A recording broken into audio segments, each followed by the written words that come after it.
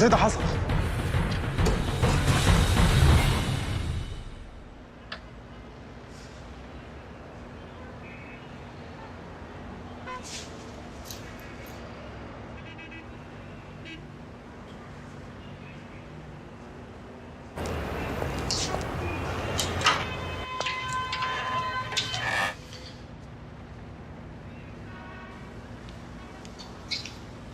ايش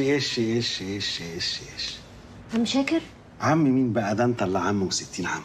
ده زي ما يكون اتعمل عشانك بالظبط. انا اسفه والله، انا كنت بجربه بس مش اكتر. لا اسفه على ايه؟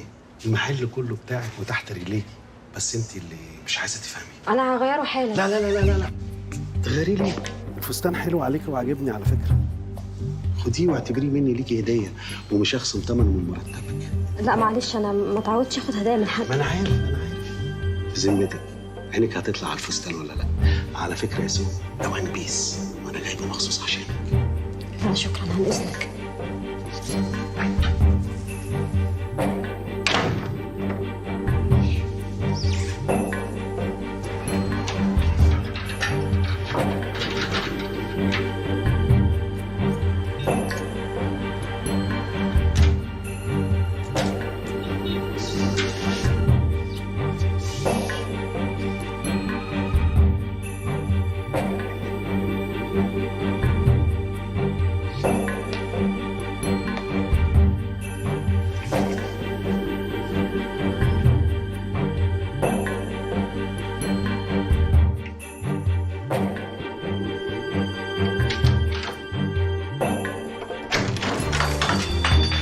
هو في ايه يا عم شاكر؟ ها؟ لا اصل انت اتاخرت جوه فانا قلقت عليكي بصراحه. وانت غيرت الفستان ليه؟ ايه ده؟ هو في ايه الهبل ده؟ ما يصحش كده. كان نفسي تفضلي لابسه شويه بصراحه.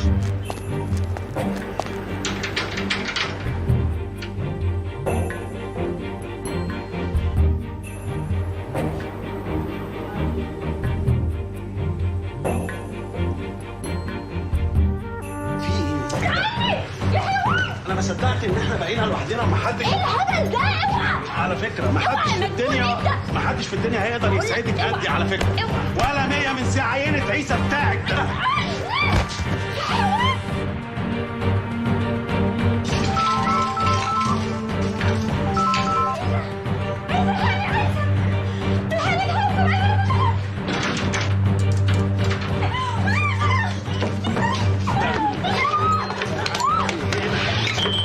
احنا خلاص بقينا لوحدنا يا سو. انت بتاعتي يا سو. بقول لك انت بتاعتي.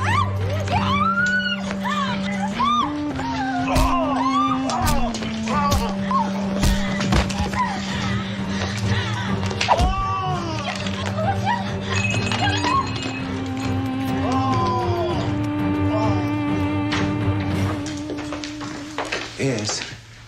ايه كمية الحرس اللي جوه الشركة وبراها دي؟ في ايه؟ زيادة أمان يا شريف، زيادة أمان. ايوه بس ده ما حصلش الا لما مخازن نعيم اتحرقت. أنت قصدك إيه؟ قصدك إن أنا اللي حرقت مخازنه ولا حاجة؟ ياسر انا عارف دماغك كويس، انت حبيت ترد له ضربة الشيكات. إيه يا شريف؟ إذا كان هو نفسه ما اتهمنيش. وده اللي مخوفك اكتر. ما اتهمكش بحاجة معناها ان هو ناوي ياخد حقه بايده. تقوم تروح تجيب كل الحرس دول عشان يحموك منه؟ هو أنت رجعت الشركة تاني عشان تحقق معايا مثلا؟ انا رجعت الشركة عشان انت كلمتني في التليفون وقلت لي انك محتاجني في الشغل، وواجبي ان انا انصحك. مشكلتك مع نعيم مش هتتحل بالشكل ده. أمال تتحل إزاي بقى يا أستاذ يا عبقري؟ الحل بقعدة عرب بينكم انتوا الاتنين، وعندي اللي يحكم بينكم. بجد والله؟ انت بتضحك. عاوزني اللي آخده منه باليمين أرجعه له بالشمال؟ هو هيسدد لك قيمة الشيكات اللي عليه بالقسط، وانت تعوضه عن حريق المخازن. لا أنت غريب يا شريف، غريب. ياسر ما تنساش انت اللي استعجلت وشعللتها. أنا ما استعجلتش يا شريف ومش ندمان، ونعيم ما يقدرش يعمل معايا أي حاجة، أنت فاهم؟ اتفضل بقى. عن اذنك.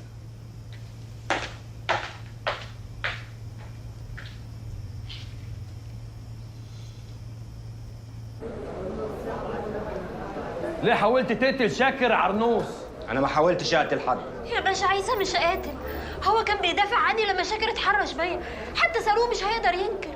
عايز اشوفه بيتهجم على خطيبتي واقف اتفرج عليه. ما حد شافه وهو بيتهجم على خطيبتك، وبعدين وجوده معاها في المحل ده شيء طبيعي لانها شغاله معاه. طبيعي ازاي يا باشا؟ ده قفل عليا بالمفتاح. حتى دي ما حدش شافها، الناس ما شافوش غير خطيبك السبع ده وهو نازل ضرب فيه. صاحب المحل اللي جنبه هو اللي بلغنا، وهو اللي ادانا عنوانك، وهو اللي قال ان انتوا ساكنين مع بعض. يعني هو طلع في الاخر بريء وانا اللي مجرم. وهتشرفنا النهارده في الاسم لغايه ما تتعرض بكره على النيابه. يا لهوي نيابه؟ لا يا باشا ابوس ايدك، ده مش وش نيابه، وبعدين كده هتبقى قضيه. هي لسه هتبقى؟ ما هي قضيه اصلا يا استاذ محمد. تمام يا باشا. خدوا على التخشيبه يلا. لا يا باشا والله العظيم كان بيدافع. يلا خدوا على التخشيبه. عيسى عيسى روحي انت. لا مش هروح طبعا واسيبك لوحدك، انا السبب في كل ده. يا ريتني سمعت كلامك وما اشتغلتش عنده. قلت لك روحي انت بدل ما تعيطي عليه. شوفي له محامي كويس يلحقه الصبح يروح معاه النيابه. عايزة ما تقلقش. حضرتك عرفت ازاي ان انا هنا؟ والدك اتصل بيا وحكى لي اللي حصل، وانا رحت المستشفى وجبت استاذ شاكر عشان يتنازل عن المحضر وتتصالحوا. انا هتنازل عن المحضر عشان خاطر عمك انت بس يا قمر، انما الفتوه بقى هتمضي على نفسك اقرار بعدم التعرض. وهو كان بيكمل التمثيليه بتاعت الواد الشهم عشان يملى دماغك. انا حرة في دماغي املاها بالطريقة اللي تعجبني. نصيحة مني بقى، ركز في شغلك وبس، وما تحاولش تشغل بالك بيا وانا بفكر في ايه، خصوصا بقى وان انت ما ينفعش تشغل دماغك غير بمراتك اللي هي اختي. ازيك؟ الحمد لله. جيتيش الشغل النهارده يعني؟ مش قادرة، تعبانة. عادي، عموما ما كانش فيه شغل كتير قوي النهارده، يوم عادي. ايه رأيك ننزل نتعشى سوا؟ مش قادرة. طب ايه رأيك اطلب اوردر ونتعشى هنا؟ ان شاء الله حتى اجيب لك الاكل لغايه هنا على السرير. قلت ايه؟ ايه ده ايه ده ايه ده ايه ده؟ في ايه؟ انا بقالي شهر كل ما اقرب منك تبعدي. داليا ما تنسيش ان انا جوزك. طمن، هي دي الحاجة الوحيدة اللي أنا مش هقدر أنساها.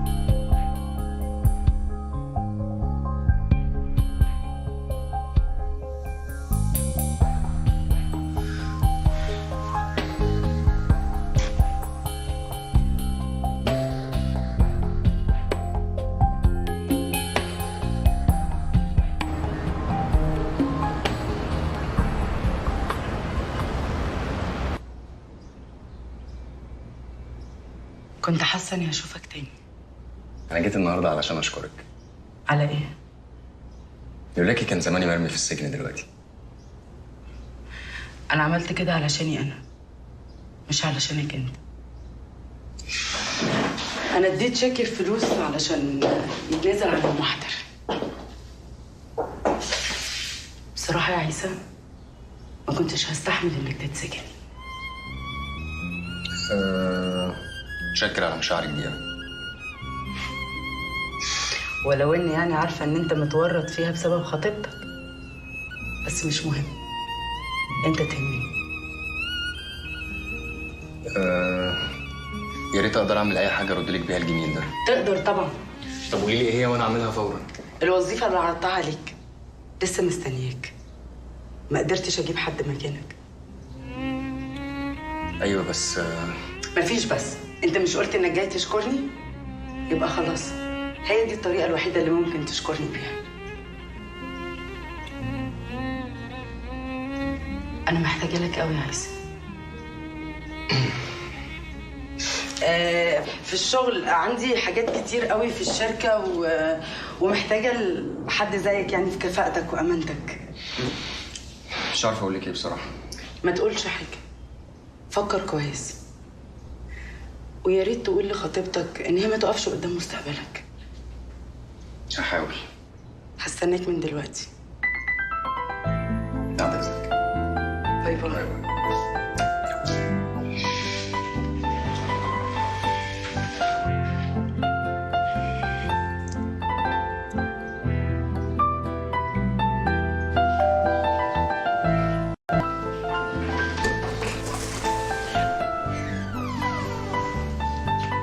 عقبال جوازنا يا حبيبتي. منصور انا بتكسف. تصدقي وتأمني بالله، لا اله الا الله. انا لو ما كنتش اعرف ان ده جواز مريم كنت قلت ان انت العروسه. يا عم منصور مش وقته الكلام ده، المأذون واقف على السلم. ما تخليه يستنى يا اخي، الدنيا طارت. كنا جمدنا قلبنا واتجوزنا معاهم وخدنا المأذون بسعر الجمله. يا منصور ما قلت لك بتكسف بقى. وبعدين معاك المأذون واقف بقاله كتير. اوه خش يا سيدي انت والمأذون بتاعك. ده انا معطله عن جوازتين غيرنا. اتفضل يا مولانا.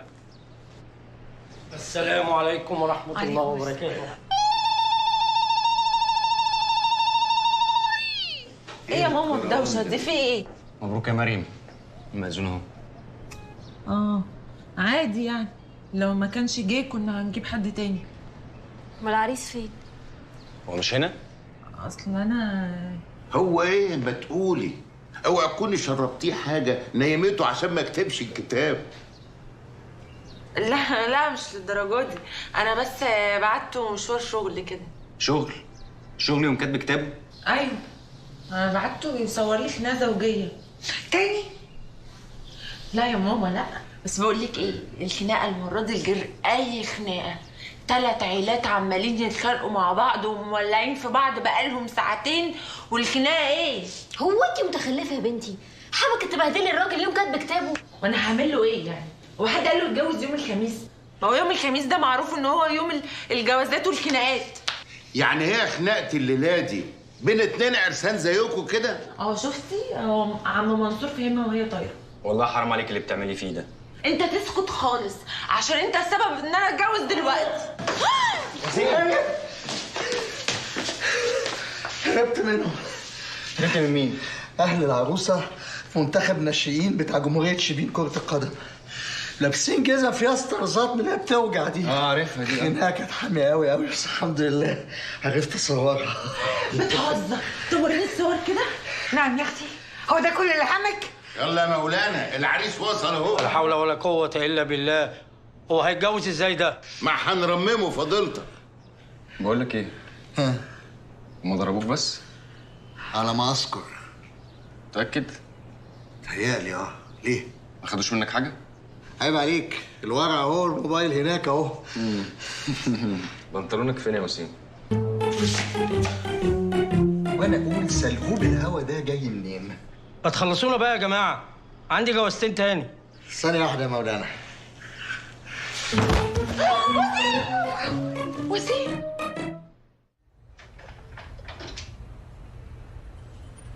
اتفضلي.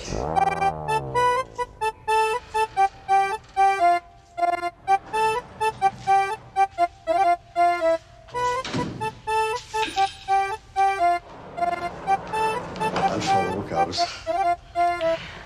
مبروك يا حبيبي. مين اللي قال حبيبي؟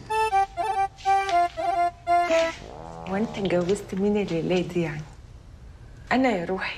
لا. اوعى تكون زعلانه عشان العلقه اللي خدتها في الخناقه اللي فاتت. فداك يا حبيبتي، طالما ده هيساعدك في الماجستير بتاعك انا مستعد ادرب لك كل يوم. عشان كده انا بحبك. بقالك كتير قوي ما قلتليش بحبك. تقريبا ما قلتليش بحبك خالص. وانا كنت محوشه الكلام ده كله عشان ليله دخلتنا. بتدور على مين تاني؟ شوف الصوت الحنين الناعم ده طالع منين؟ هو في يعني حد غيري معاك؟ معلش حبيبتي سوري، بس اصلي طول عمرك من ساعه ما عرفتك وانتي صوتك عالي ودايما كل ما بتشوفي خلقتي بتزعقي لي وكده. مش انا قلت لك ان الليله دي غير كل الليالي؟ عندك حق. طب يلا بينا.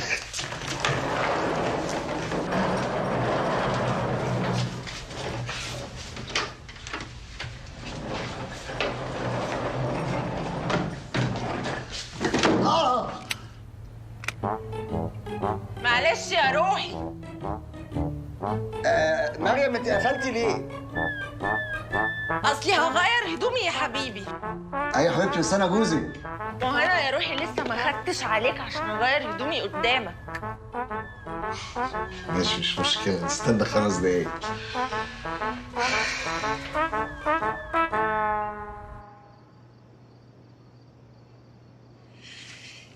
عقبالك يا حبيبتي. والله ما انا عارفه يا ماما امتى وازاي. لما تسيبي عيسى يشتغل عند مها الغزير. اصل انتي ما شفتيهاش، دي عامله زي هند رستم في الفيلم بتاع صراع في النيل. والله العظيم لما كانت بتحاول تغري عمر الشريف. طب ومين قالك بقى ان هو هيبقى زي عمر الشريف ويدلق على دماغه؟ ليه ما يبقاش زي رشدي أباظة كده وما يعبرهاش؟ رشدي أباظة يا بنتي خليه يشتغل عندها ويحوش له قرشين يتجوزك بيهم، حتى لو كانت هي حاطه عينها عليه وعايزه تخطفه هتدوس تلاقيه يتجوزك بفلوسها. صدقني ما جاتش في بالي موضوع فلوسها ده. لكن جت في بالي انا. حرام عليكي بقى، عايزه افرح بيكي واتجوزك. قصدك عايزه تخلصي مني زي ما خلصتي من مريم؟ ومال، ما انا واخده فيكم وابد من ساعه ما خلفتكم. ماشي يا ماما، بس انا برضو يعني مش هين عليا اسيبه يشتغل عندها. طب هتعملي ايه بقى ان شاء الله في شاكر عرنوس اللي جالي النهارده وراسه 1000 سيف يقدم وصلة الامانه للنيابه؟ هو مش كان خلاص اتصالح مع عيسى وخد التعويض اللي هو عايزه؟ لا، هو اتصالح مع عيسى في القضيه اللي بينهم وبين بعض، لكن احنا لسه بيهددنا بوصلات الامانه اللي علينا. انت عارفه يعني ايه اقدم وصلات الامانه للنيابه؟ يعني نسجن بحكم محكمه.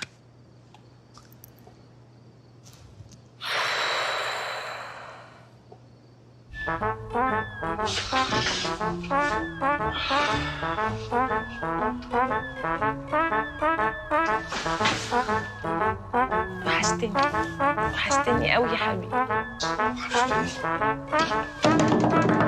افتح يا مريم، انا شفت كل حاجه. ما تخافش، محدش هيقدر ياخدك مني. افتحي بالذوق بدل ما افتح بالعافيه. ما تقلقش ما تقلقش، انا قافله الباب بالمفتاح. سارة، كنت فين؟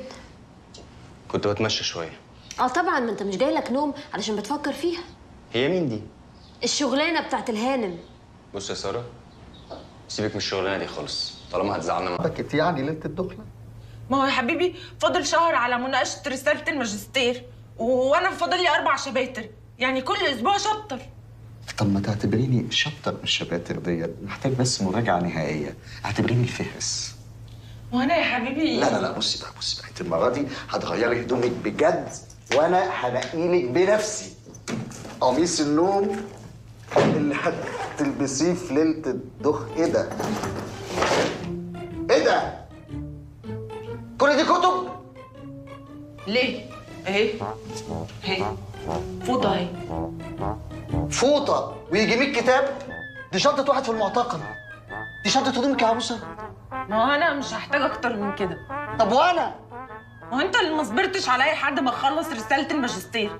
استنى بقى لما اخلص. طيب نمشيها جواز الليلة دي ونخلي صبر وبكرة. طيب بص يا حبيبي، تعالى اقول لك على حاجة. ما هو انا مش هعرف اعمل حاجتين في وقت واحد.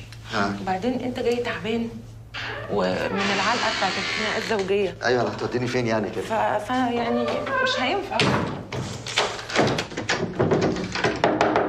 افتحي يا مريم بدل ما افتح بالقوه.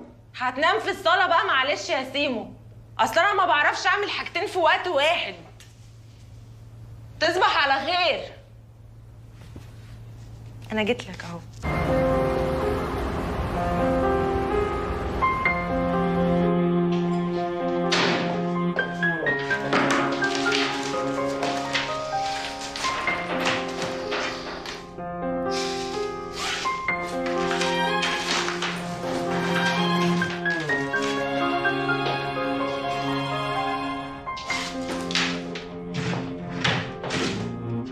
ده انت فعلا خدت اجازه مفتوحه. هي معها لحقت قالت لك؟ خايف اكون زعلتك. لا ولا زعل ولا اي حاجه.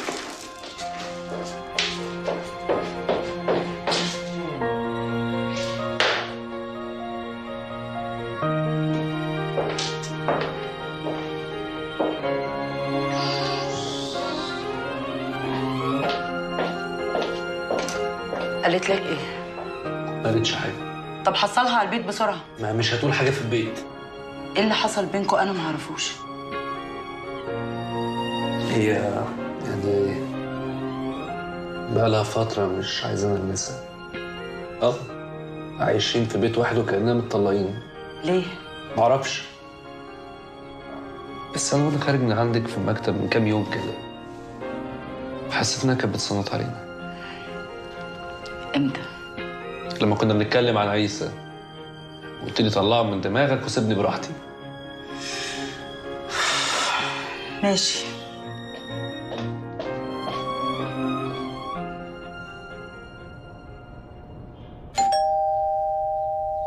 ايوه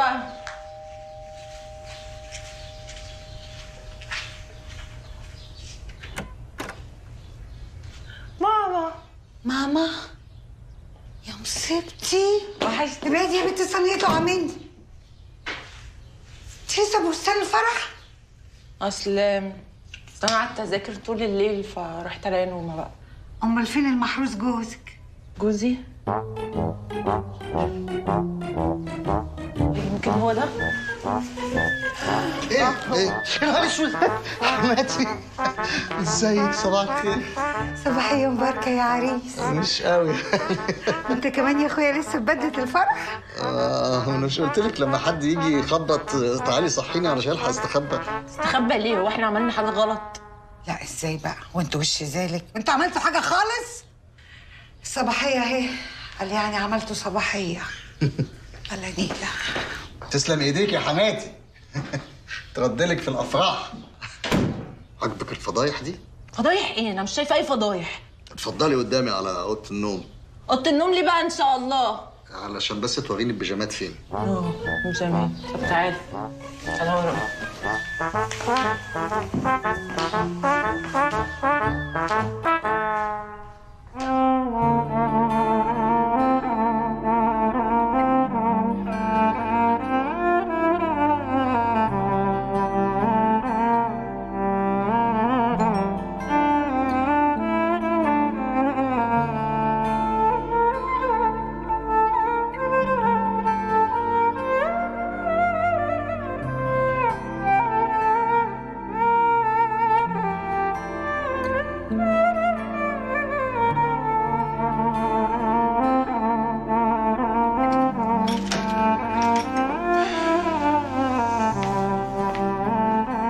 مع اختك عايزاكي بره.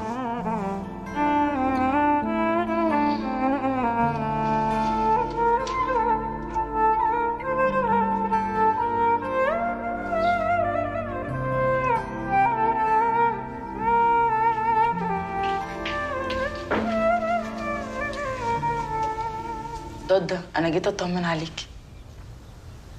انا كويس. خلاص تبقي ترجعي الشغل. هو انا مش قلت لك تجيبي سكرتيره غيري؟ هتزهقي من قعده البيت. لا خلاص انا شفت شغل تاني. تبقى في حاجه مزعلاكي مني صح؟ انا خارج كده مشوار وجاي بسرعه. سيبكوا بقى براحتكم.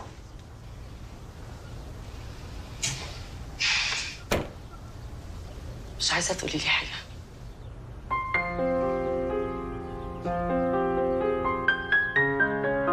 هو علاء ما اشتكلكيش مني؟ قال لي ان انتي مش عايزاه يقرب لك. وما اتكسفش يقول كده لواحده ست؟ انا اختك. اختي. ليه يا داليا؟ ده انتي وعلاء قصه حب طويله. ده انا اتجوزت واحد قد ابونا في السن عشان انتي تتجوزي اللي بتحبيه. لا يا حبيبتي انت عملتي كده عشانك مش عشاني. وبقول لك ايه بقى؟ دور الضحيه واصل انا ضحيت وشغل الصعبانيات. داليا حبيبتي انا مش قصدي عايرك، انا بس بفكرك بحبك لعلاء. الحب اللي خلاني اشغله عندي في الشركه عشان اضمن له دخل ثابت يصرف بيه على البيت ده. وقلت مرتبك على مرتبه مش هيبقى ناقصكوا حاجه. لا يا حبيبتي احنا في حاجات كتير قوي ناقصانا ما اشتريناهاش بفلوسك. وما تتعبيش نفسك، شغلك انا مش راجعه تاني. ومش هقول لك ليه انا مش عايزه علاء يقرب لي.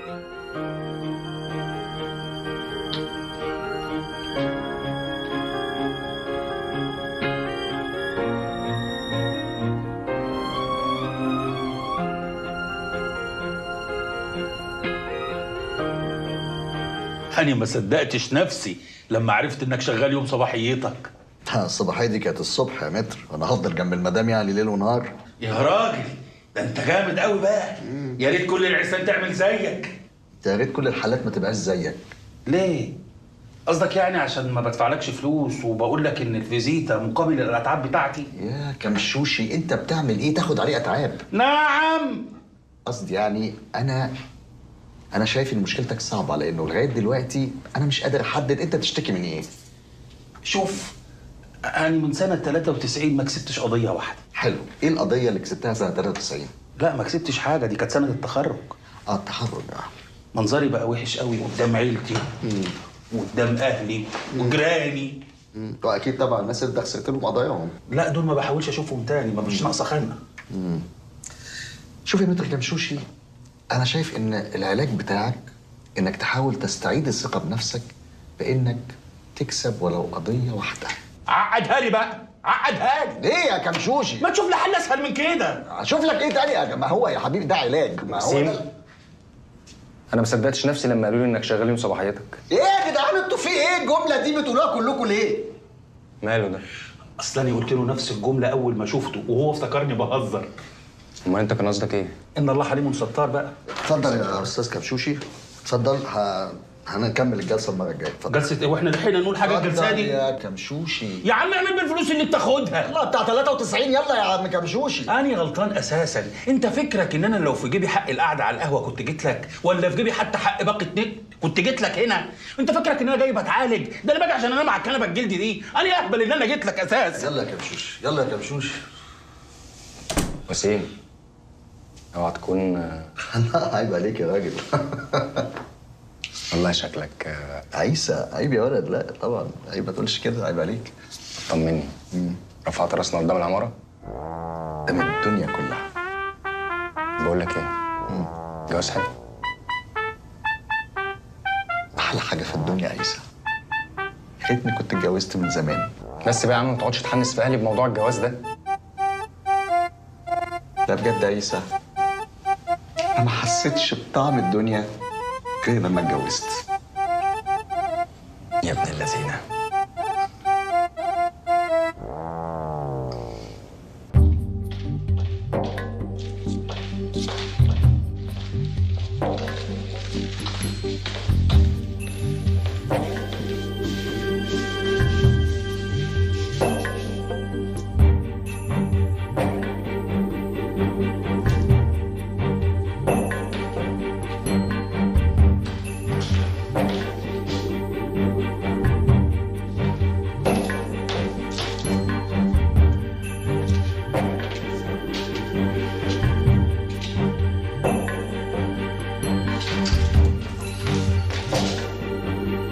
ثانية واحدة، مين حضرتك؟ انا مين؟ انا بدور على عيسى الفقي. هو لحقت تجيله زيارات؟ لا انا ساره خطيبته. هو كمان خاطب؟ هو من زمان، من زمان قوي على فكره. اوكي، وانت عرفتي عنوان الشركة منين؟ ما هو انا مش هسيبه يشتغل في شركه قبل ما يديني عنوانها يعني. واضح انك بتغيري عليه قوي. بقول لحضرتك خطيبي من زمان، من اول ما اتولدنا تقريبا. طيب طالما انت جايه تسألي عليه، جايه تدور عليه في مكتب صاحبة الشركة ليه؟ ما انا ما اعرفش مكتبه هو فين. وبعدين انا كنت فهمت يعني ان صاحبه الشركه دي متبنياه شويه اليومين دول. هي فعلا متبنية قوي. هو حضرتك مين بالظبط؟ علاء الملط مدير الشركة. وتعرف عيسى فين دلوقتي؟ هو زي ما انت توقعتي بالظبط، مع صاحبة الشركة.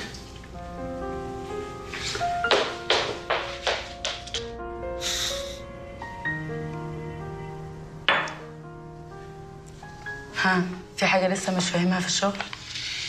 اديني براجع كل التفاصيل اللي اداني استاذ علاء. بس دي التفاصيل اللي قالك عليها علاء. لسه شغلك معايا انا هيكون اصعب شوية. اصعب من كده؟ ما تخافش، مش هشغلك بيه دلوقتي. سارة، معلش اصلي كنت فاكراك لوحدك. سارة خطيبتي من امها. فاكراها، شفتها في الاسم لما جيت اخرجك من هناك. طب الحمد لله ان حضرتك ما نسيتينيش. طيب يا عيسى، زي ما اتفقنا، ولما تخلص عدي عليا. حاضر.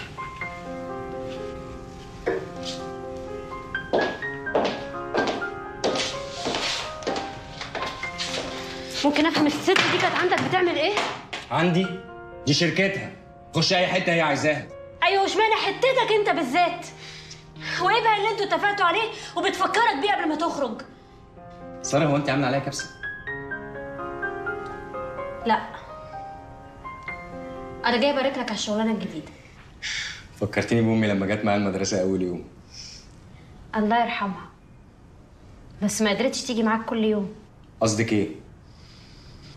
شوف لي شغلانه معاك هنا. هنا. ايوه. هو مش انت عايز تتجوزني بسرعه؟ خلاص، مرتبك على مرتبي، هنساعد بعض وهننجز. يبقى لسه اول يوم ليا هنا في الشغل واقول لهم خدوا خطيبتي شغلوها معاكم. ايه؟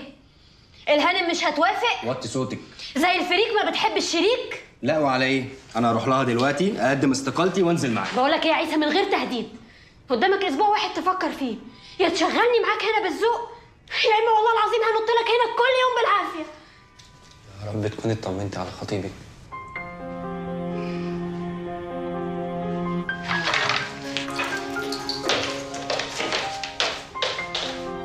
طمنت؟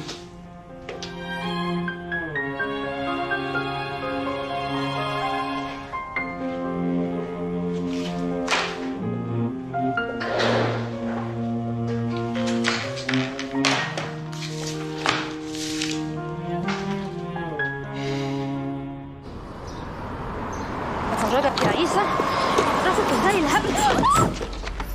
ايه الغباء ده؟ عالم ما عندهاش دم.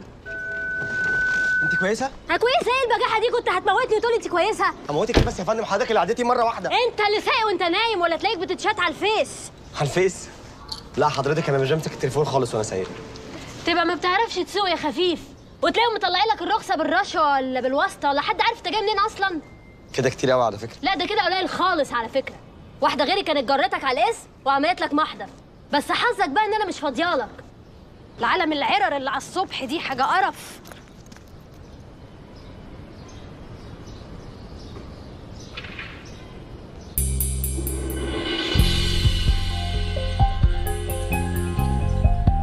يا نسا،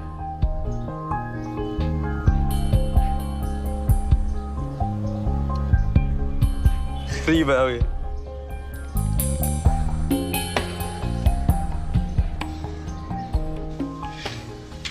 اخيرا ياسر الشواربي في شركتي. عندك حق يا مها، كان لازم اجي ابارك لك من زمان، من ساعة ما مسكت الشركة. بجد؟ طبعا بجد.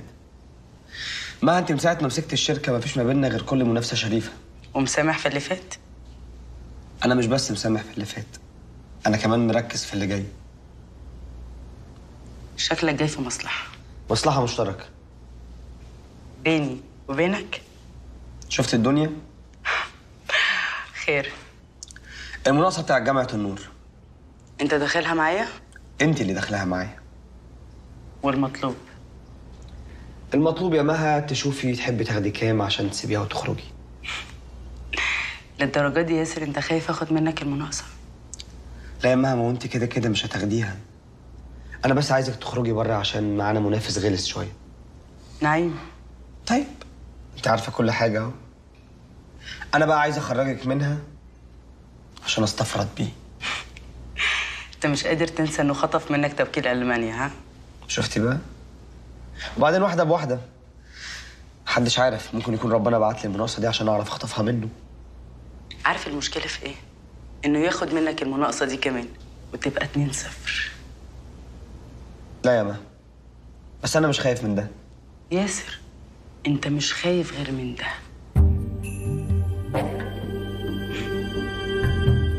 بس انا هساعدك تاخدها منه. ازاي بقى؟ 2-1. بدل ما تطيرني منها ندخلها انا وانت سوا.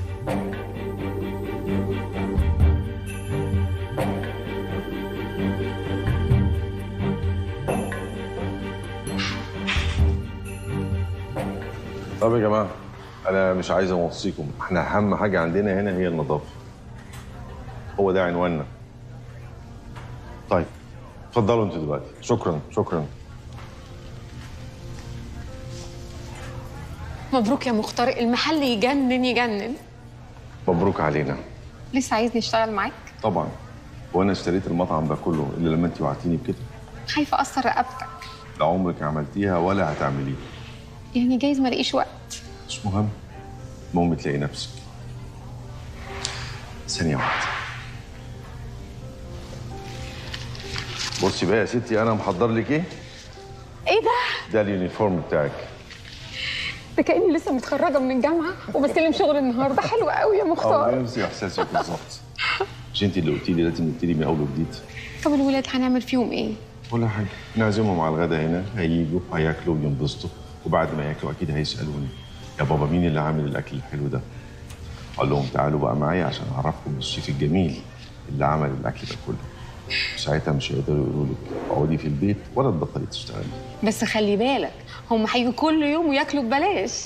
ما عنديش مانع طالما هخصم ده من مرتبك. من اولها كده. اتفضلي.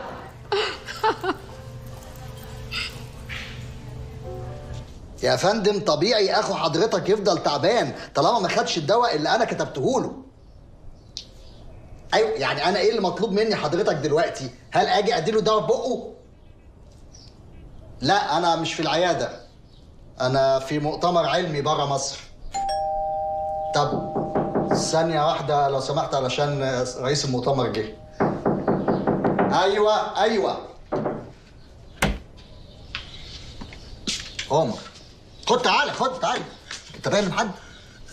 لا بدور على شقه الدكتوره مريم. دكتوره مريم؟ لا دي شقتي انا. شقتك انت عن اذنك. لا تعالى بس خد تعالى. مالي انا مراتها، انا جوزها. هي قالت لي حاجه زي كده، حتى بالاماره انا قلت لها ازاي تتجوزي من غير ما تخلصي الرساله بتاعتك. وانت مين حضرتك؟ زغربان. يا فندم انا ما سالتش عن نوع، اسم حضرتك ايه؟ اسمي زغربان ابراهيم زغربان، من عيله زغربان. مين؟ ايوه العيله بتاعتنا اسمها زغربان. مش عارف بصراحه اقول لك ايه. انا اسف. انا الدكتور بتاعها في الجامعه، وهي اكيد حكيت لك عني وقالت لك حاجات. دكتور زغربان، ازاي حضرتك اول مره تيجي في ميعادك؟ انت اللي حظك حلو قوي. الولاد ما حضروش المحاضره الاخيره، فقلت اجي اراجع معاكي شابتر نمبر 6. دكتور زغربان يا وسيم المشرف على الرساله بتاعتك. انا عرفت. وسيم يا دكتور جوزي. مالك بتقوليها بقرف كده ليه؟ انت عامل في نفسك. مش انت اللي قلت لي سيء الصلاه قبل ما تخلصي الشابتر بتاعك؟ معلش يا جماعه انا متاسف جدا، واضح ان انا جيت في وقت غير مناسب جدا. اما تخلصوا المشكله العائليه اللي ما بينكم وتجيبوا عائلاتكم ابوها وابوها وتخلصوها انا هاجي عن اذنكم. لا طبعا يا دكتور، حضرتك تشرف وتأنس في اي وقت. شاي يا وسيم بعد اذنك. لا لا لا لا لا لا احسن برضو احسن. لا انا بحب الشاي بعد الغداء. انت جاي على بيات بقى. اخبار صينيه البطاطس ايه؟ لسه ما استويتش. خد راحتك قدامك ساعه، لان شابتر 6 ده هياخد حوالي ساعه، ويا ريت كام قرن فلفل كده تحطهم عشان انا بحب البطاطس سبايسي، ولو في كبد وقوانص يبقى على السطح. على السطح؟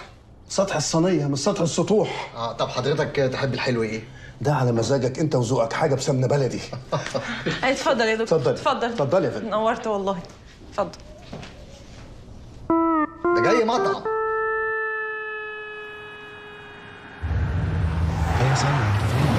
لسه مخلصين تمرين. ايوه. طب طمني على مامتها. ولا حاجه، خلصت جلسه الاشعاع وروحتها البيت. ان شاء الله تبقى كويسه. انا جاي استلم منك الورديه، هقابلك اخدها منك. لا احنا لسه قدامنا يوم طويل، لسه هنروح الفاني بارك. ايه؟ بتروحوا فين؟ دي مدينه العاب كده لسه فاتحه جديد، وانا وعدت يارا ان انا اوديها.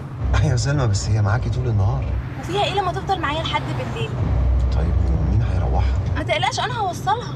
استنى انا كده هتعبك معايا. انت عارف انا بحب يارا قد ايه، ببسط قوي لما هي تبقى معايا.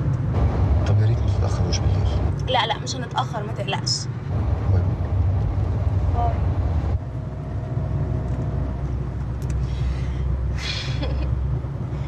ايه يا يارا، صحصحي كده لسه قدامنا يوم طويل جدا. فقتي خلاص؟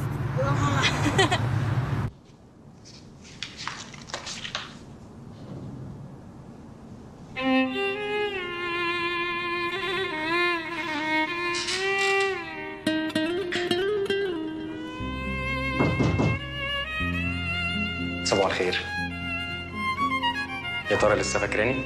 انا كنت قدمت على شغل هنا بس ما حصلش نصيب.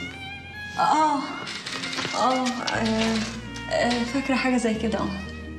الملف ده بعتمد مها ياسر بيه. مها مين؟ مها الغزالي. انت تعرفها منين؟ لا ما هو انا اشتغلت معاها من اول الشهر تقريبا. محاسب برضو؟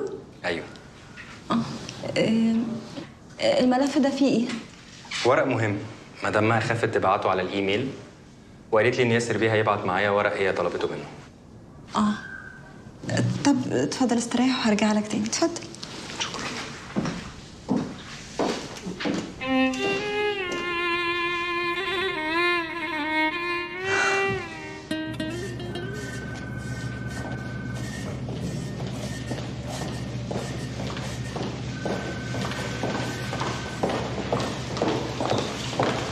الملف ده بعتته مع الغزالي.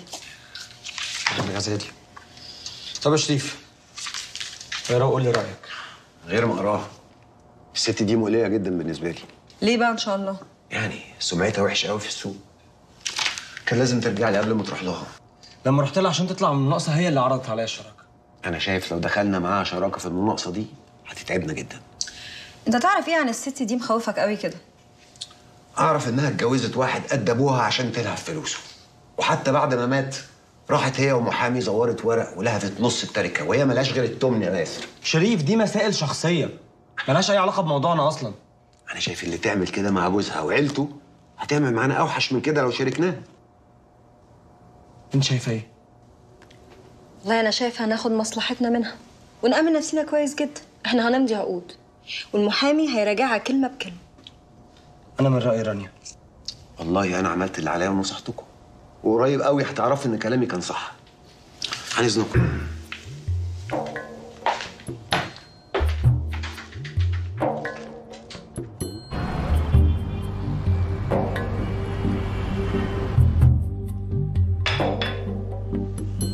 ياسر الشواربي ومها الغزالي.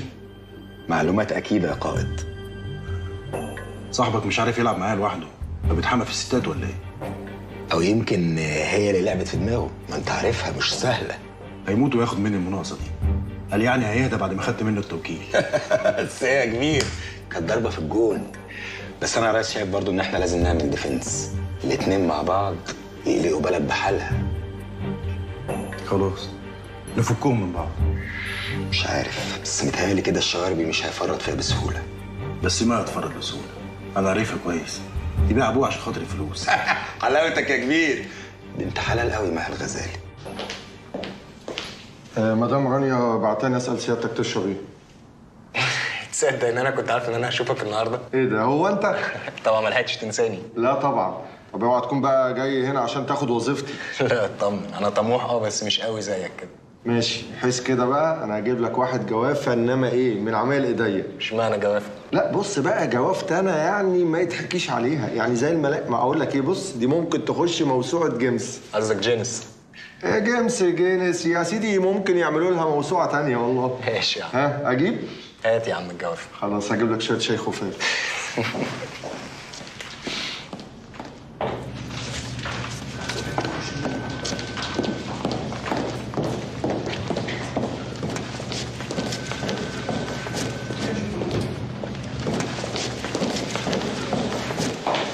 اتأخرت عليك؟ لا ابدا. الملف اللي طلبته مدام مها. تمام. واضح قوي انها بتثق فيك، انها تبعت شخص ياخد ورق مهم زي ده. يا رب اكون قد الثقه دي. عن اذنك. انت ما شربتش حاجه. مره تانية ان شاء الله. طب ممكن اديك الكارت بتاعي عشان لو احتجت اي حاجه اي وقت تكلمني.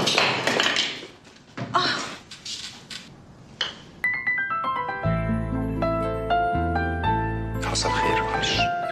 فداكي. حصل خير. حصل خير. عن اذنك. اتفضل.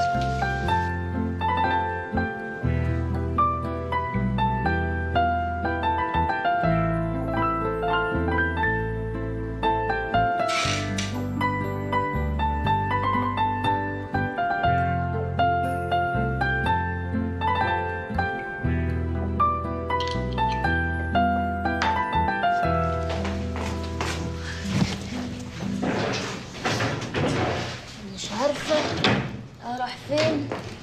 ما هو كان معايا جيب عليا وعليا ناقصاك.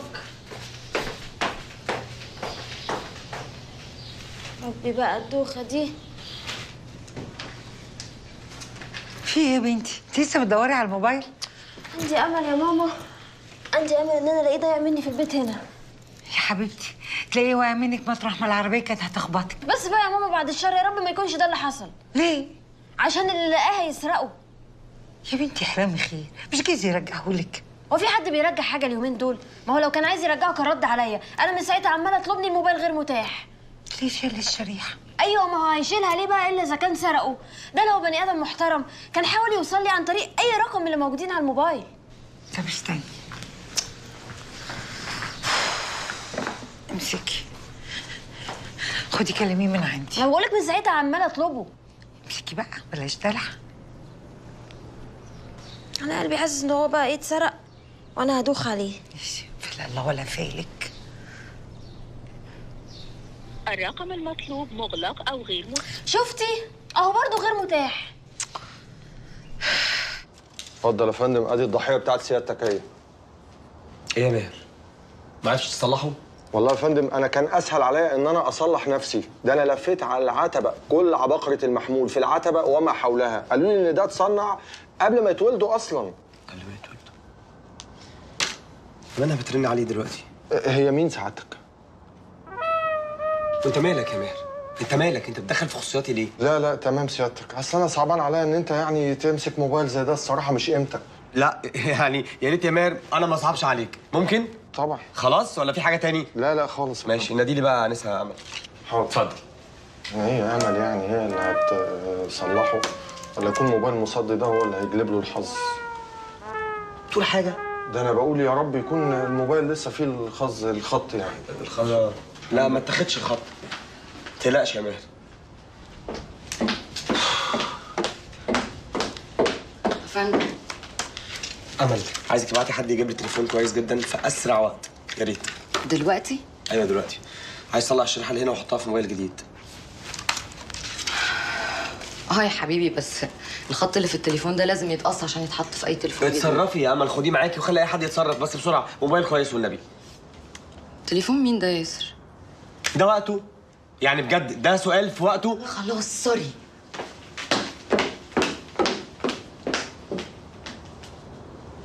رغي كله يقعد يرغي.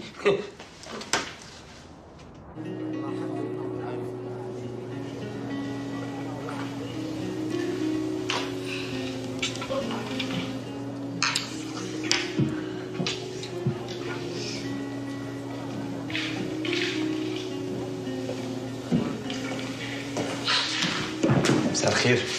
فين تليفوني؟ في ايه بس براحه؟ مساء الخير مساء النور. هو فين النور ده؟ واحد واخد موبايلي وقافله من امبارح لحد دلوقتي. على فكره انا مش قافله من امبارح، هو اللي ما كانش عاوز يفتح. لا والله. وفتح ازاي دلوقتي؟ انت موبايلك ده اصلا هوبلس كيس. انا ما طلبتش راي حضرتك في تليفوني، وبعدين لما هو ما فتحش كلمتني منه ازاي؟ لا حضرتك انا كلمتك من رقمك، لكن هو كان محطوط في موبايل جديد. اتفضلي. ايه ده؟ ده تليفونك الجديد. انا عايزه تليفوني القديم. طيب ممكن تقعدي ونتكلم؟ واصلا تليفونك القديم دوت من ساعه ما وقع منك من الشنطه ما بقاش ينفع اتكسر 100 حته. ما هو انت السبب على فكره. طيب ما هو عشان انا السبب جبت لحضرتك تليفون تاني. انا مش هينفع امسك موبايل زي ده، هو انت عايز تلبسني تهمه؟ ايه بس البسك تهمه ليه؟ وبعدين انا اعمل ايه دلوقتي عشان ارضيك؟ طب ممكن تقعدي ونشرب حاجه ونتكلم؟ لا حول ولا قوه الا ما تعملش حاجه خالص. بص حضرتك اديني الشريحه بتاعتي وانا هتصرف. ممكن تهدي؟ طيب اهدي، في ايه؟ ممكن حضرتك تعتبري التليفون ده هديه؟ هديه بمناسبه وحضرتك تعرفني بس هي دي الفكره. تعالي بقى نقعد ونتعرف. ممكن تقعدي عشان نشرب حاجه؟ انا مش عايزه اعرفك. اديني الشريحه بتاعتي خليني امشي.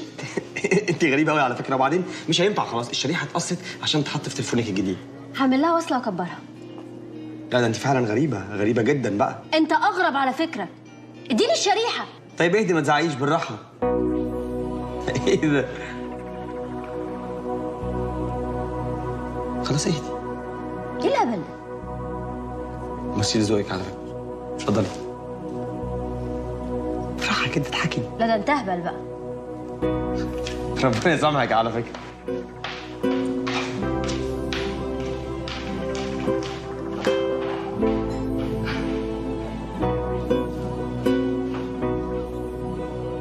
التالتة مكان الأولى والخناقة التانية مكان الرابعة. بيتهيألي كده الرسالة هتشعل النار. لا والله يا دكتور، للأسف لحد دلوقتي مفيش أي خناقة انتهت بموت العريس أو العروسة. طب رأي حضرتك إيه؟ استنى كده لحد ما الاقي علقة موت تشعل الدنيا ولا انهي الرسالة على كده؟ لا كده كتير بقى. طيب بقى أنا آسفة يا دكتور، هكلم حضرتك الصبح. في حفظ الله، في حفظ الله. مع السلامة، مع السلامة، مع السلامة. إيه يا أخي؟ إيه؟ كده كسفتني قدام دكتور زغربان؟ ده المفروض تتكسفي اصلا بتكلمي حد اسمه زغربان. المفروض تتكسفي مني انا ان من ساعه ما اتجوزنا وانت رضعاني في الصاله. ده انت مفتري افترى. انت نص اليوم في الصاله والنص التاني في المطبخ. ما تجيبيليش سيره المطبخ، ما تقوليش اسمه قدامي. انا اللي غلطانه، قلت لك من الاول ما ينفعش نتجوز دلوقتي، كان المفروض استنى لحد ما اخلص رساله الماجستير. بقول لك ايه، انا لا هستنى تاني ماجستير ولا هستنى تاني في الصاله. تعمل ايه يعني؟ هتعمل ايه؟ اعمل هاخد هدومي وهسيب لك البيت ومش هتعرفيه طريق جوه. انت قد الحركه دي؟ قدها. بعدين دي مش هدومك اصلا، انت هدومك مرميه بره في الدولاب في النيش. ماشي، انا هجيب هدومي من النيش وهسيب لك البيت وانا نازل على السلم هقول للناس كلها ان انا طفشان منك ومن عمايلك.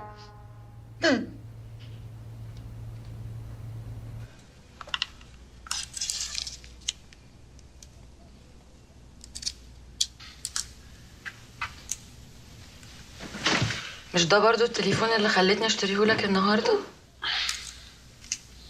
ايوه هو. طبعا مش عايزني اسالك انت كنت شاريه لمين، ها؟ يا حبيبتي عشان متفقين من اول يوم ما بحبش الاسئله الكتير. وده بقى من اول يوم في الشركه وانا سكرتيرتك ولا من اول يوم هنا وانا مراتك؟ مش هتفرق كتير. عندك حق، انا اصلا عمري ما حسيت ان انا مراتك بجد. انا مش فاهم في ايه، هو انت مش شرطتي نكتب الورقه وكتبناها؟ ورقه من غير شهود وبنسخه واحده بس ومعاك انت لوحدك.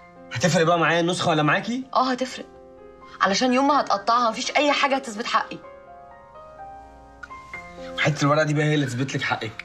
امال ايه يعني اللي هيثبت حقي؟ ان اكون سعيد معاكي، لكن مش كل ما تشوفيني تفتحي لي تحقيق.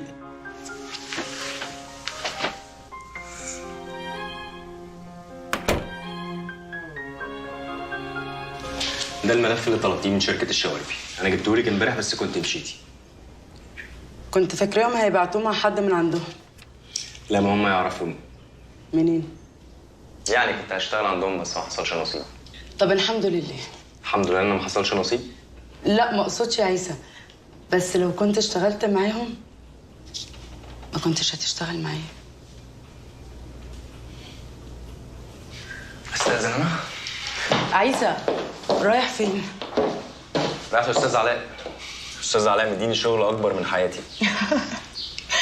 عايز يثبت لي اني ما اقدرش اعتمد عليك. مستغرب ليه؟ عشان بقول الحقيقه. أنا حاسس إنه كارهني من ساعة ما جيت هنا. مش مهم هو يكرهك، المهم انا حباك. طب بحس كده خليه يخف عليا شوية. لا انا عايزاك كده تحت ضغط الشغل عشان تاكد لي ان كل اللي بعمله عشانك انت تستاهله. ربنا يستر. عن إذنك. لا استنى يا عيسى.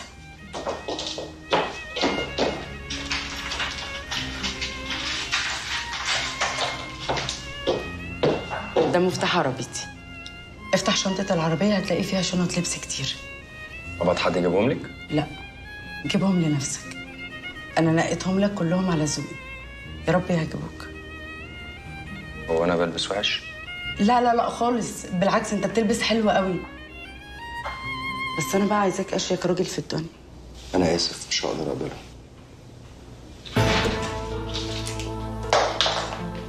داليا؟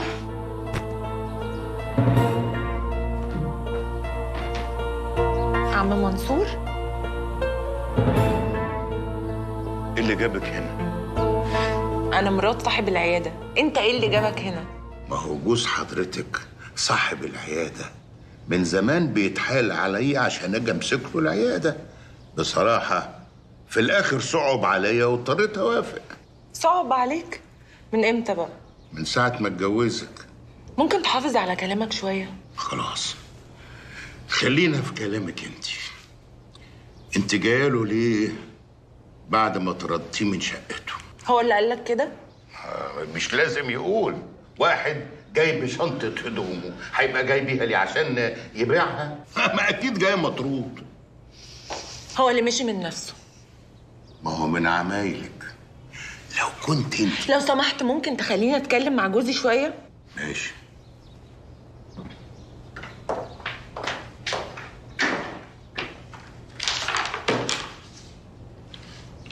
أقطع لك عادة ولا مستعجل؟ نعم؟ ما هو ما دام جايه العياده يبقى زيك زي اي زبون.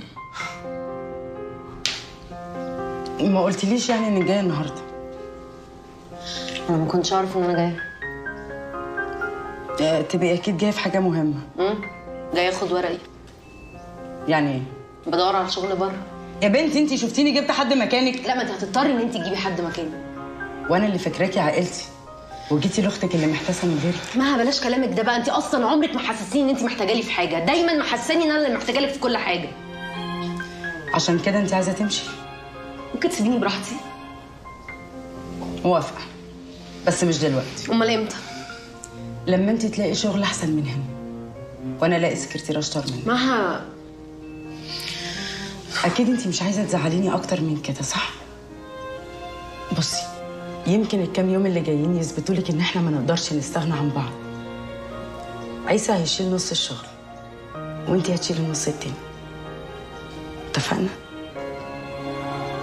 اتفقنا بقى. تعالي فضلك.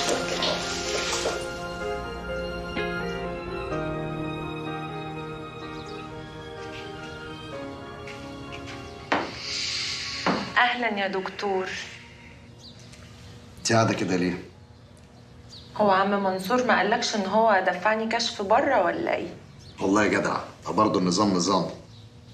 طيب حس كده بقى ابقى زبونه ومن حقي انك تكشف عليا. حقك. قولي لي بتشتكي من ايه؟ جوزي يا دكتور لم هدومه وسابني ومشي. اكيد مزعلاه ومطهقاه في عيشته. وافرض يقوم يسيبني في شهر العسل. هو فين العسل ده؟ نعم. قصدي يعني انت متاكده ان في عسل؟ ما هو لو كان صبر كان هيبقى فيه. انت متجوزاه عشان تعلميه الصبر؟ ما هو انا عشان بحبه ما قدرتش استنى لحد ما اخلص رساله الماجستير بتاعتي، وهو لو بيحبني استنى عليا لحد ما اخدها. طب ما تاخدي الماجستير وتاخدي معاه جوزك بالمره، اعتبريه اوفر، يعني كيس مسحوق غسيل عليه عرض. عمرك شفت واحده متجوزه اتنين مع بعض في وقت واحد؟ يعني معترفه انك متجوزه الماجستير. وفاضل لي اسبوعين اتنين بس والله العظيم اخلصها وافضل جوزي بقيه العمر. انت متاكده؟ ايوه طبعا، ده جوزي حبيبي، هو انا ليا برضه غيره. وطبعا في الاسبوعين دول هيبقى قاعد حاطط ايده على خده ومبيتاه في الصاله. لا طبعا، ما هو عشان هو بيحبني هيساعدني، يعني مثلا يعمل اتصالات بدالي، يصور لي الورق، يطبع الرسالة، يكتبها كده، يعني يقف جنبي في الوقت الصعب ده يعني يا دكتور، كلك نظر. وبعد ما يقف جنبك هفضل جنبه بقية العمر والله العظيم لحد ما يزهق مني. بجد يا مريم؟ بجد يا وسيم. طب يلا بينا، يلا بينا عشان الحق اكتب لك الرساله. وجيب لي الفيزيتا اللي انا دفعتها بره دي. مزقش طيب والله. انت ازاي يا بنتي ما خدتيش منه الموبايل اللي جابهولك؟ هو صحيح يا ماما اغلى موبايل في السوق، وصحيح يعني ان انا كانت عيني هتطلع عليه، بس برضه يعني انا ما ينفعش اخد حاجه من راجل انا ما اعرفوش. يا بنتي عادي، مش هو اللي كان هيخبطك بالعربيه خلى شنطتك وقعت منك فالموبايل وقع اتكسر؟ صحيح. خلاص اللي بوظ حاجه يصلحها.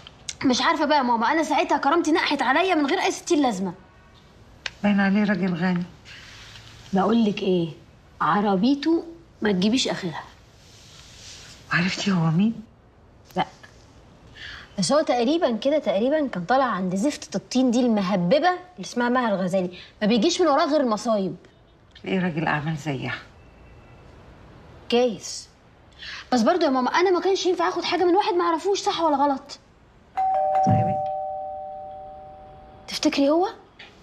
مش عارفه. معقول معقوله يكون جاب عنواني وجايب لي الموبايل؟ ايه البجاحه دي؟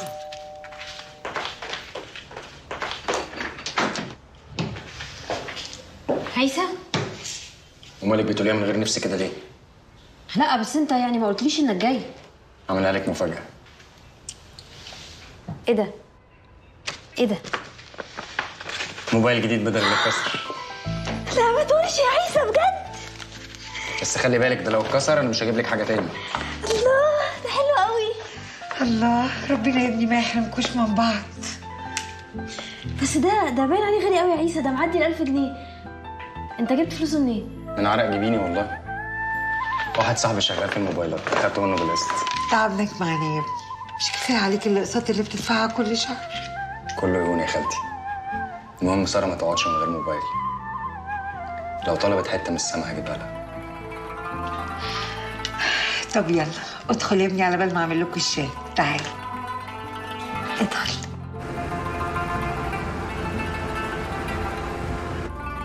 نورتيني يا رانيا. ميرسي قوي يا مها. واضح ان ياسر بيعتمد عليكي في كل حاجه. ما عندوش اخت تانية غيري. مش بس كده، انا سامعه انك شاطره ومديه كل وقتك في الشغل. الحل من بعض. قولي لي، نعيم عارف ان احنا داخلين المناقصه مع بعض؟ اكيد، مفيش حاجه بتستخبى عليه. يبقى هيحاول ينزل السعر. احنا لازم نقدم عرض كويس. على فكره ياسر قال نفس الكلام بالظبط. هايل.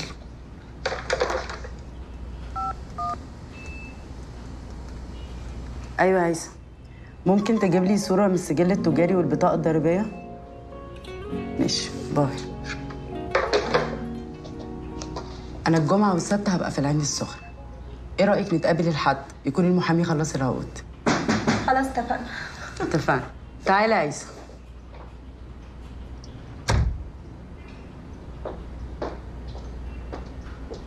صباح الخير. صباح النور. ازيك يا مس رانيا؟ ازيك يا هيثم؟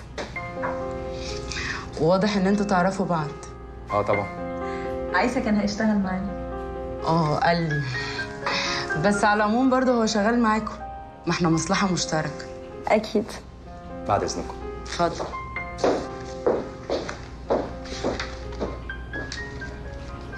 رانيا، دي صوره من السجل التجاري والبطاقه الضريبيه وتخيل لشكل العطا. انا مش عايزاكي تكوني قلقانه ولا ياسر كمان. اكيد. ميرسي قوي يا مها. استاذن انا. باي باي يا حبيبتي. باي باي. باي.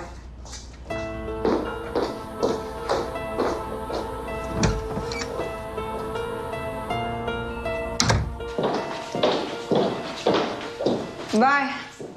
باي. مس رانيا اتفضلي. ايه ده؟ دي مقلمه بدل اللي وقعت عندك في المكتب. انت لسه فاكر؟ اصلها كانت عاجباني ودورت كتير قوي قبل ما لقيت حاجه شبهها. مش انت اللي كسرتها؟ خفت اكون انا السبب. لا خالص. طيب يا رب تعجبك.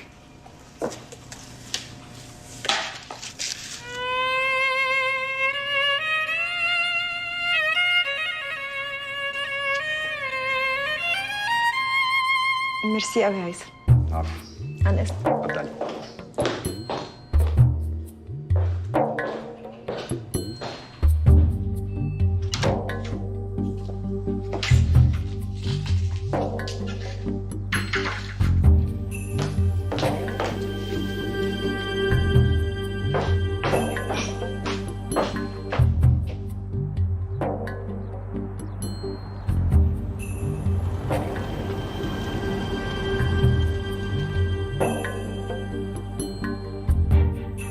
ورقة جوازنا أكيد هنا. ما هو لا يمكن هيسيبها في الشقة، يخاف لا تقع في إيدي. وبرضه مش هيسيبها في الفيلا، ممكن مامته أو أخته يشوفوها.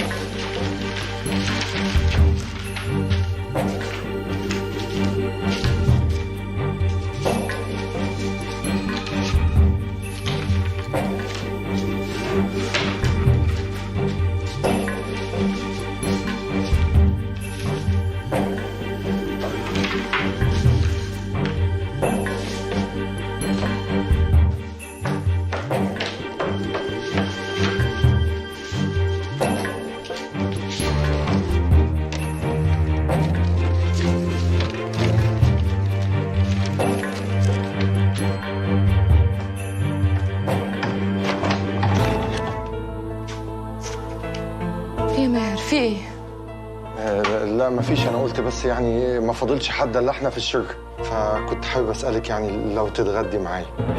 لا ميرسي يا ماهر، انا هتغدى انا في البيت. ايوه بس انت واضح ان انت لسه قدامك شغل كتير. اصل مستر ياسر طلب مني ادور له على اوراق ضايعه منه تمام، يبقى سندوتشين كده تصبيره مش هيخسروا. طيب خلاص اوكي، بس روح هاتهم انت يا ماهر عشان ما يبعت لناش اي حاجه. يا لهوي، من العين دي قبل العين دي، بسيطه خالص.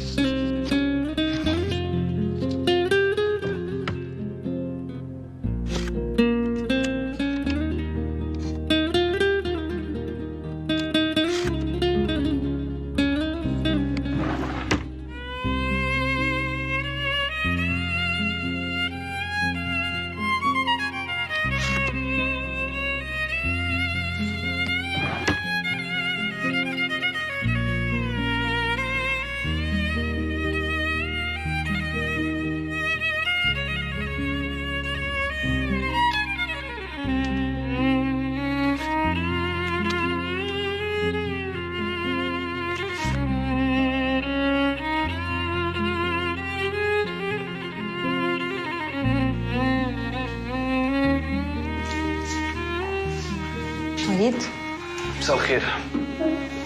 مساء النور. ايه حكايتك بقى بالظبط؟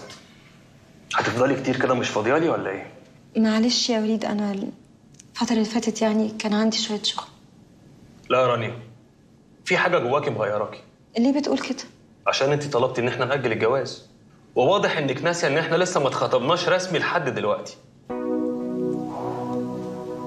بصراحة يا وليد أنا خايفة أظلمك معايا، وكمان أنا حاسة نفسي يعني مش جاهزة للجواز دلوقتي. ويا ترى بقى بتقولي الكلام ده ليه؟ في حاجه انا ما اعرفهاش؟ حاجة زي إيه؟ يعني يكون في حد تاني في حياتك. إيه اللي أنت بتقوله ده يا وليد؟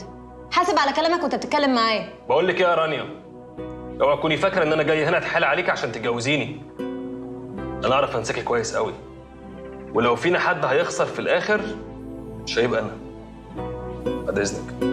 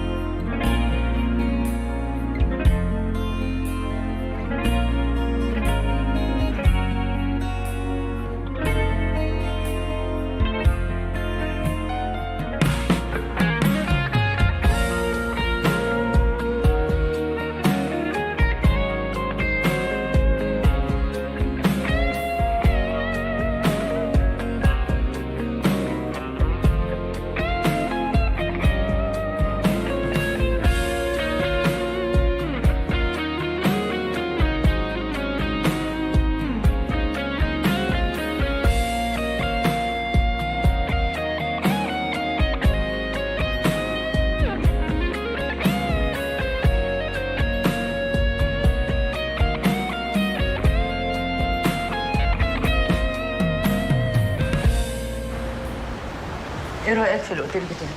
حلو قوي ما شاء الله. دي الحاجه الوحيده اللي ما ورثتهاش. جهزته بنفسي وشطبته على ذوقي. بحس ان ده اصعب امتحان عندي في الدنيا. ان شاء الله تنجحي فيه. هننجح سوا. بالنسبه لي انا هعتبره امتحان مفاجئ. ما تخافش، هقعد جنبك وغشاشك. بيتهيألي انت محتاجه تريحي شويه. لا، انت اللي تعبان من السواقه ومحتاج تريح. هسيبك تنام ساعه واحده وبعديها هاجي اخبط على اوضتك عشان نكمل شغل. خبطي على ايه؟ ما انا في الاوضه اللي جنبك. طيب عن اذنك. اتفضل.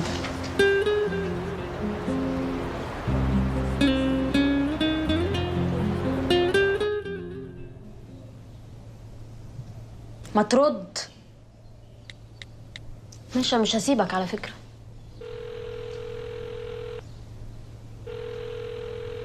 ماشي يا عيسى، حلو قوي ده. تمام قوي كده. ايه في ايه؟ صوتك جايب لغايه اخر الدنيا. مش عارفه، عيسى قال لي انه مسافر مأمورية شغله في اسكندريه ومش بيرد عليا. هتلاقيه مشغول في المأمورية. ولا تفتكري يكون مع الست هانم صاحبه الشركه؟ بقول لك ايه، اهبطي شويه، يلا تعالي اتغدي معايا وهتلاقيه بيكلمك دلوقتي. طبعا، عشان يكون لحق يخبيها في اي حته. انت ما فيش فايده فيكي بقى، انا هروح اتغدى لوحدي. ايه ده؟ ماشي يا عيسى، ماشي يا عيسى. فكرك يعني انا مش هعرف انت كنت فين؟ ماشي. طب ايه رايك بقى لو رنيت عليا مش هرد عليك، بشوف مين اللي هيعبرك. عيسى. الو، مين معايا؟ ايه ده؟ لا انا كده هزعل على فكره. لسه ما سيفتيش رقمي لحد دلوقتي؟ انا ياسر يا ستي. الاسم بتاع الموبايل اللي ما كنتش تاخديه بدل اللي اتكسر. وعايز ايه بقى يا عم ياسر يا بتاع الموبايل؟ مفيش، يعني حاسس ان احنا لسه ما خلصناش كلامنا. ايه رايك؟ انا عندي مكان لطيف جدا، ممكن نقعد ونكمل كلامنا براحتنا. لا انت باين عليك فايق بزياده. بص بقى يا عم ياسر يا بتاع الموبايل، انا عايزاك تنساني خالص زي ما انا كنت نسياك كده بالظبط. ولعلمك انا جبت موبايل جديد، يعني ممكن اعمل لك بلوك في اي لحظه. بلوك ليه بس؟ لسه بدري قوي على الموضوع البلوك. وبعدين لما تقعدي معايا وتسمعي كلامي ممكن رايك يتغير، صح؟ لا معلش، اصل انا موفره وداني، يا ريت انت كمان بقى توفر لسانك وتفكك مني خالص. الو الو الو. ماشي يا عيسى.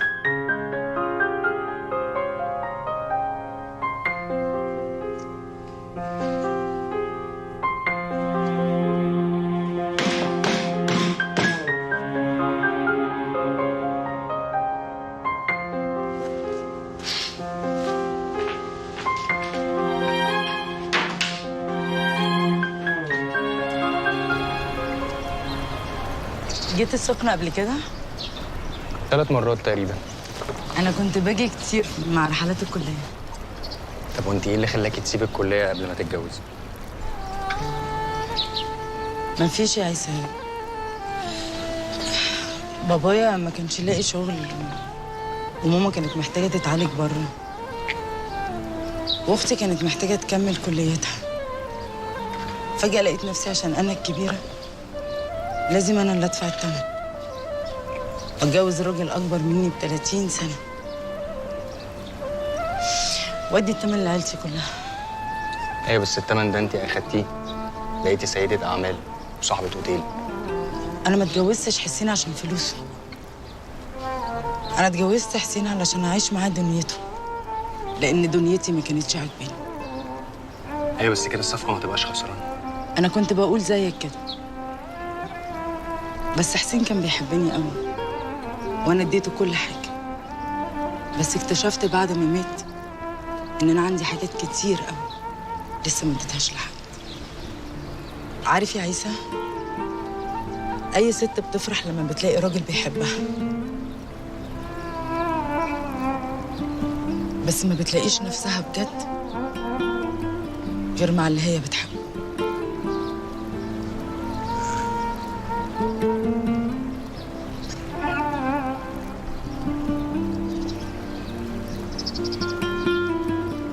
يلا بينا. يلا.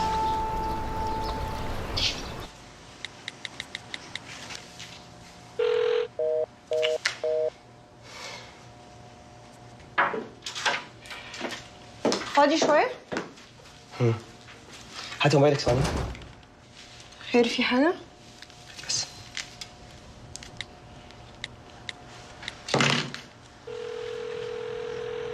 هو في حد مش عايز يرد على موبايلك؟ ان شاء الله ما رد. دي مين بقى اللي تقلانة عليك ومش معبرك؟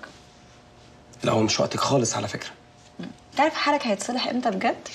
لما تحب بجد. طب ما اعرفها الاول عشان اعرف احبها ولا لا. دي البنت بتاعت الموبايل مش كده؟ خلينا في الشغل احسن. الفايل اللي معاك كده ده يا سيدي العرض اللي مقدمه لنا عمها غزالي الخاص بالمناقصه. قريتيه؟ بصراحه هي ست شاطره جدا، وافتكر ان عرض زي ده ما نرفضوش. يعني هيكسبنا ها؟ ونقول بقى باي باي لنعيم، بس نعرضه على شريف الاول. لا شريف اليومين دول مشغول معايا مراته، مش هوافق على المنصه ديت طالما موجود فيها مها، فمش هوافق على اي حاجه هي هتقدمها. ايه ده، هو انت كده مضيت خلاص؟ ايوه المناقصه ديت هي الحصان الوحيد اللي اقدر اراهن عليه اليومين دولت.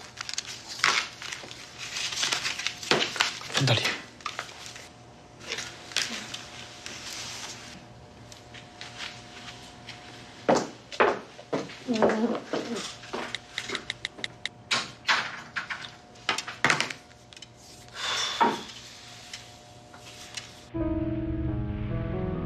انا خلصت كل شغلي وانا مش شايفه اي زباين بيجوا.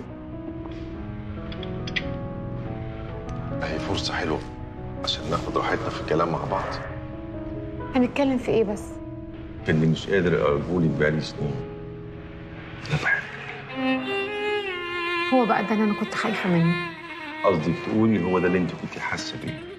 معقوله واحنا في السن ده يا مختار؟ وماله السن ده؟ يا سلام، ده هو ده السن اللي احنا فعلا محتاجين بعض فيه. انت اخترعت موضوع المحل ده عشان نفضل مع بعض طول النهار مش كده؟ ايوه، وكمان عاوز اجوزك عشان تفضلي معايا بقية عمري. انت بس قولي لي انك موافقة وانا هروح اطلب ايدك فورا من ياسر. تكسفي مني؟ معقولة بعد العمر ده؟ اهلا اهلا اهلا. ما قلتليش يعني انك جاي. الف مبروك على المطعم الجديد، بس ما قلتليش يعني ان طنط نوال بتشتغل معاك فيه. وانا كنت هلاقي شيف احلى منها ولا اشطر منها عشان تشتغل معانا؟ اه طبعا، امال ايه؟ واضح كده انها كمان بتطبخ لك لوحدك. طيب عن اذنكم عشان عندي شغل. انت ليه شغلتها معاك؟ بتكافئها عشان بنتها سابتني؟ عارف لما تكون طول عمرك بتدور على حاجة ومش عارف هي ايه، مش عارف هتلاقيها امتى وفين، فجأة كده تلاقيها قدامك؟ أهو ده إحساسي من أول يوم شفتك فيه، لما كنت بتوصلني لما البلطجية اللي بعتهم ابن جوزي طلعوا علينا. تصدق بإيه يا عيسى؟ أنت حتى لو ما أنقذتش حياتي أنا برضو كنت هحبك. تعرفي إنك جريئة أوي. لما أنا ما كنتش هقدر أستنى. أنا فعلا بحبك. لو أنا اللي كنت فاكر إن أنت جايباني هنا عشان نتكلم في شغل. اسمع يا عيسى، أنا ست عملية.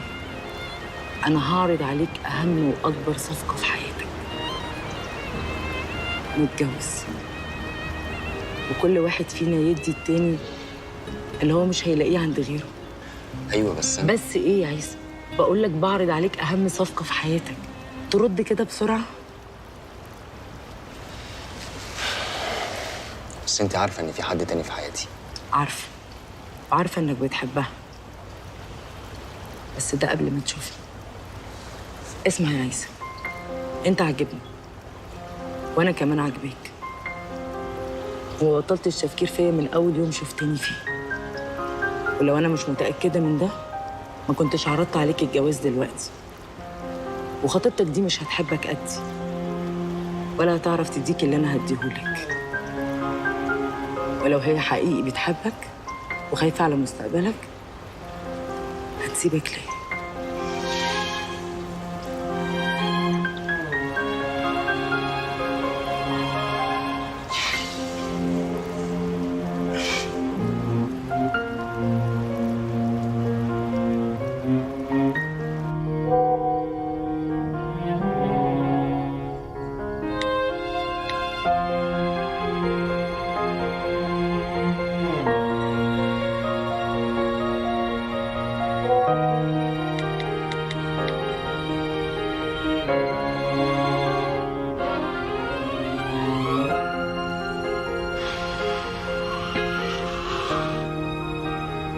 الو، هي دي كل الصور اللي انت صورتها له؟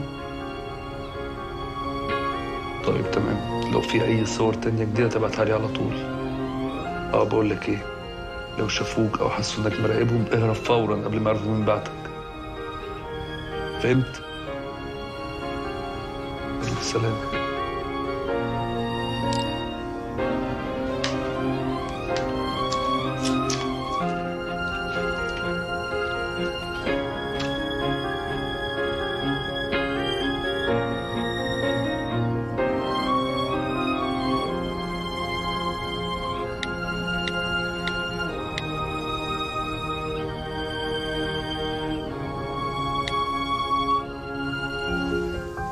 أنا هعرض عليك أهم وأكبر صفقة في حياتك. نتجوز، وكل واحد فينا يدي التاني اللي هو مش هيلاقيه عند غيره. وخطيبتك دي مش هتحبك قدي، ولا هتعرف تديك اللي أنا هديهولك. ولو هي حقيقي بتحبك وخايفة على مستقبلك هتسيبك ليه؟ أنا في الأوضة اللي جنبك، وبابي هيبقى مفتوح لك على طول. لو احتجت أي حاجة أنا جنبك.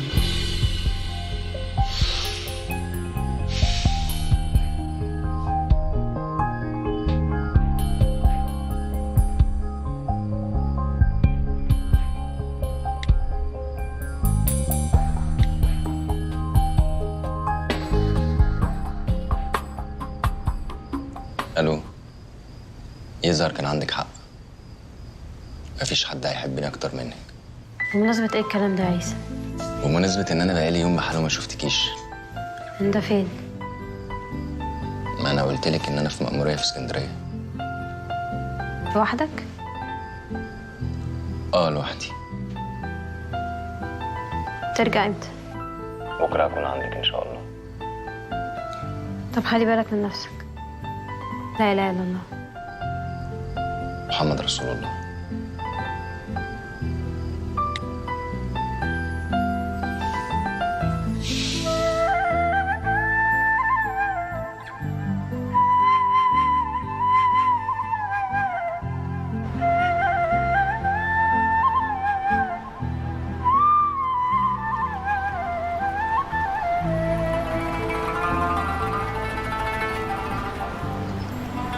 صباح الخير. وعلى النور. ما شفتكش على الفطار. مش جعان. انا كمان لما ما لقيتكش ما رضيتش اكل. اخليهم يطلبوا لنا الفطار هنا؟ لا، ما انا اصلي هنزل مصر دلوقتي. بس ده ما كانش اتفقنا. مش هقدر اسيب ابويا لوحده اكتر من كده. قولي انك هربان مني يا عيسى.